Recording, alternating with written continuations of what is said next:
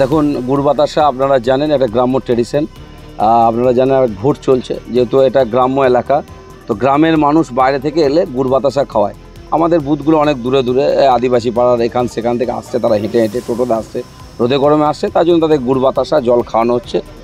গুড় বাতাসা এবং জল যেই পেটে পড়ছে, সঙ্গে সঙ্গে অনুব্রত মণ্ডলের নাম মনে পড়ছে, আর ঝাঁটা ঝড় 1 নম্বর বোতাম টিপে সব তৃণমূল কংগ্রেসের দিকে ভোট করছে। ফোনে আপনাকে বলতে শোনা গেল নাকি যে পিটিয়ে বার করে দাও। কাকে বললাম পিটিয়ে বার করে দাও? যে যদি মনে করো তোমার বাড়িতে একটা মারকুণ্ডে গরু থাকে, গরুটা যদি তোমাকে বারে সিং উস্কায়, তাহলে তুমি কি করবে? আদর করবে না পাচনটা বার করে তাকে দুবারই দিয়ে তাকে সাইড করবে?